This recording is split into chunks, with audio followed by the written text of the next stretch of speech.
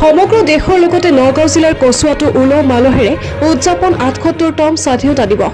আজি ৭৮তম স্বাধীনতা দিৱস। দেশৰ বিভিন্ন প্ৰান্তৰ লগতে কচুৱাৰ বিভিন্ন চৰকাৰী বেচৰকাৰী অনুষ্ঠান প্ৰতিষ্ঠানসমূহত উলহ মালহেৰে উদযাপন কৰে ৭৮তম স্বাধীনতা দিৱস। ইপিনে ইছলাম ধৰ্মাৱলম্বী লোকৰ মাদ্ৰাছাসমূহত স্বাধীনতা দিৱস উদযাপন কৰা পৰিলক্ষিত হয়। কচুৱাৰ জুৰিৰপাৰ তাহফিজুল কুৰআন হাফিজিয়া মাদ্ৰাছাত উদযাপন স্বাধীনতা দিৱস। পতাকা উত্তোলন কৰি স্বাধীনতা দিৱসৰ লগত সংগতি ৰাখি বক্তব্য প্ৰদান কৰে। ইপিনে কচুৱা তিনিআলি পৰিবহণ শ্ৰমিক সন্থাৰ কাৰ্যালয়ত উলহ মালহেৰে উদযাপন কৰে ৭৮তম স্বাধীনতা দিৱস। পুৱাই পতাকা উত্তোলন কৰে কচুৱা তিনিআলি পৰিবহণ শ্ৰমিক সন্থাৰ সভাপতি ছয়দুৰ ৰহমানে।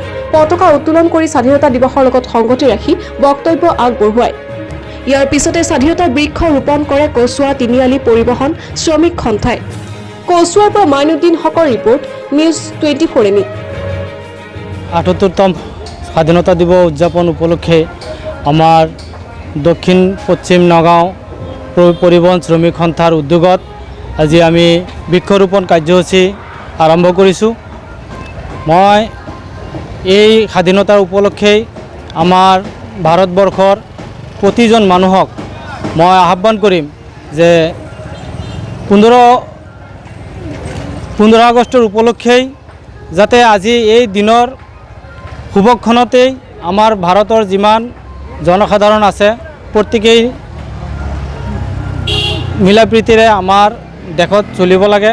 আমাৰ ভাতৃত্ববোধ বজাই ৰাখি আমাৰ সৎ অধিকাৰ সাব্যস্ত কৰি আমি যিটো দেশৰ নাগৰিক হিচাপে চলিছোঁ সেইটো আমাৰ সৌভাগ্য। আমাৰ পূৰ্বপুৰুষসকলে আমাৰ মহান বীৰসকলে ইমান কষ্টৰ বিনিময়ত এই ভাৰতবৰ্ষখন স্বাধীন কৰিছিল আৰু সেই স্বাধীনৰ মৰ্যাদা আজি আমাৰ নৱপ্ৰজন্মই অক্ষুণ্ণ ৰাখিব লাগিব আৰু আমাৰ পৰৱৰ্তী প্ৰজন্মক আমি শিকাই যাব লাগিব যে আমাৰ পূৰ্বপুৰুষসকলে কিমান কষ্টৰ বিনিময়ত যে ভাৰতখন আজি স্বাধীনতা অৰ্জন কৰিছে। যিটো ইংৰাজৰ সুশাসনৰ পৰা ২০০ বছৰ কাল ইংৰাজে শাসন কৰিছিলে আৰু প্ৰায় ৯০ বছৰ যুদ্ধ কৰি ৯০ বছৰ যুদ্ধৰ বিনিময়ৰ ফল আজি আমি উপভোগ কৰিব পাৰিছোঁ। তাৰ কাৰণে আমাৰ শ্বহীদসকলক আমি কৃতজ্ঞতা জ্ঞাপন কৰিছোঁ।